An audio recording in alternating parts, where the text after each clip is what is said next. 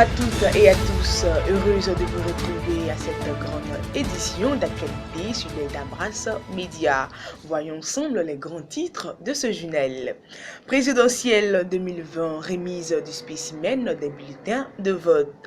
La FENACI, quant à elle, rend hommage au président Alassane Ouattara. Et puis à Adjamé, cérémonie de remise de dons à l'hôpital général de la dite commune. Enfin, nous parlerons de sport avec les éléphants de Côte d'Ivoire qui tiennent en échec la Belgique, premier au classement FIFA. Encore une fois, bienvenue à tous et merci de nous suivre sur les Dabras Média. Présidentielle 2020, la commission électorale indépendante a procédé à la remise des spécimens du bulletin de vote et des affiches de campagne aux différents candidats le vendredi 9 octobre dernier. Et seuls ceux du RHDP et de Kouadio Konombeté ont répondu présent. Toujours des élections présidentielles en Côte d'Ivoire. Hier samedi 10 octobre, l'opposition ivoirienne s'est réunie au stade Félix Houphouët-Boigny pour, selon elle, s'opposer à la candidature du président de la République, Alassane Ouattara. Cap à présent sur les informations de la commune d'Adjamé où a eu lieu une cérémonie de remise de dons le vendredi 8 octobre dernier à l'hôpital général de la dite commune. En effet, il s'agissait des dons en kit sanitaire reçus des mains de l'amicale cinéma Roxy d'Adjamé. Sira Doumbia, directrice de l'hôpital général d'Adjamé, s'est dite très heureuse et fière de ce geste qui sera très utile à l'ensemble du personnel. Suivons donc ensemble le reportage de Bensi Siene. Nous sommes à l'hôpital général d'Adjamé, il est 15h25. Loin d'être une consultation, plutôt une visite de courtoisie, de fraternité, d'amour, l'amicale cinéma Roxy d'Adjamé, Accra, offre des kits sanitaires à l'hôpital général. C'est modeste, hein, comme le président l'a dit. C'est vraiment, mais ça vient du cœur. Et dans ce symbole, vous allez recevoir 4 paquets de papier hygiénique. Ensuite, 9 cartons d'eau de javel, 2 cartons de gel hydroalcoolique, 3 cartons de grésil, un paquet de serpillères, et puis ça c'est 4 ou 2. Une présentation de l'hôpital général d'Adjamé de façon physique aux visiteurs du jour. Sans oublier la directrice générale a débuté ses propos par des mots de fierté et de remerciement à l'endroit de l'association Accra.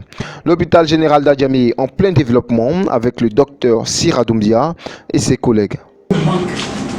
C'est vraiment un réel plaisir pour moi de recevoir cette amicale.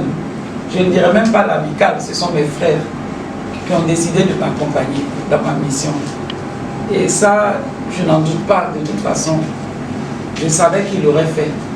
Parce qu'il ne cesse de me le répéter, nous allons t'accompagner, nous allons t'accompagner. C'est chose faite. Et ce n'est pas petit, c'est important. Parce que c'est un peu comme on dit, qui fait beaucoup.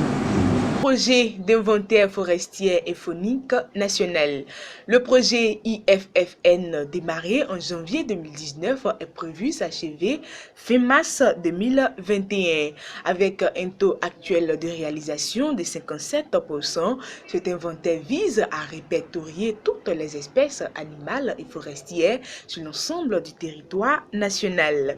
Rappelons que la forêt ivoirienne serait en effet passée de 7,8 millions à 3,4 millions d'hectares. La Fédération nationale des commerçants de Côte d'Ivoire a rendu un grand hommage au président de la République Alassane Ouattara le jeudi 8 octobre dernier au Palais de la Culture de Treichville à la salle Anoumombo.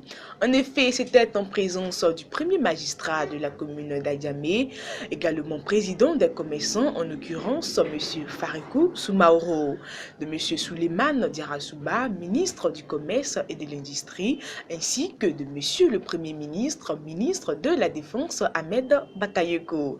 Reportage signé Ismaël Traoré. Juste après l'entrée triomphale du ministre de la Défense, Premier ministre Ahmed Bakayoko, et du ministre du Commerce et de l'Industrie, place à la séance des allocutions. Honorables invités en vos rangs, grades respectifs, mesdames et messieurs du monde de la presse, dis-je, en cette matinée du 8 octobre 2020,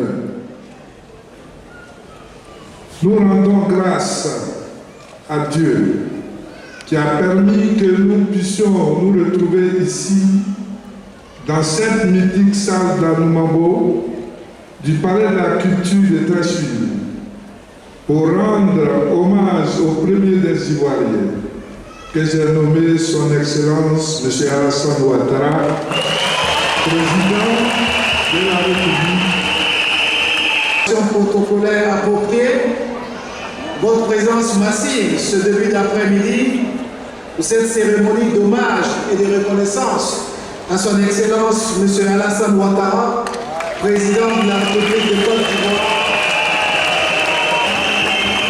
Je vais transmettre fidèlement au président Addo tout ce que vous avez dit et tout le soutien que vous avez décidé de lui apporter.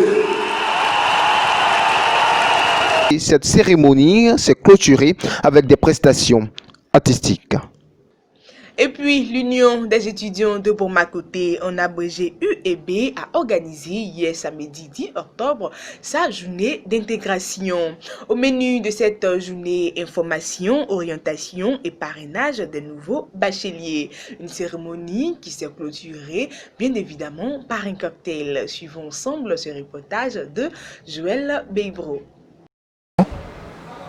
Au terme de cette journée, nous sommes particulièrement heureux, nous membres de l'UEB, d'avoir réussi à nous entretenir avec les nouveaux bacheliers, les futurs adhérents, les futurs soldats de l'UEB. Nous avons eu le temps de les entretenir, d'ouvrir la porte de l'UEB pour qu'ils puissent voir ce qui s'y passe, comment nous fonctionnons et quels sont nos objectifs pour lesquels nous nous battons. Abordons le chapitre sport le jeudi 8 octobre dernier. La Côte d'Ivoire, pour sa première sortie sous Patrick Baumel, a tenu en échec la Belgique par un but partout. But égalisateur inscrit à la 87e minute par Franck Yannick Kessié. Une autre rencontre est prévue contre le Japon le mardi 13 octobre prochain. Terminons cette édition d'actualité à l'international avec la levée de sanctions contre le Mali. En effet, l'Union africaine a levé la suspension du Mali imposée suite au putsch du 18 août dernier qui a précipité le régime de l'ex-président Ibrahim Boubacar Keïta. Cette décision intervient au regard de plusieurs avancées dans le pays, dont la libération de plusieurs personnalités civiles et militaires. Sur ce, c'est la fin de ce journal. Merci de nous avoir suivis. Restez sur l'œil d'Abrace TV, plus d'informations. Portez-vous bien et que Dieu vous garde.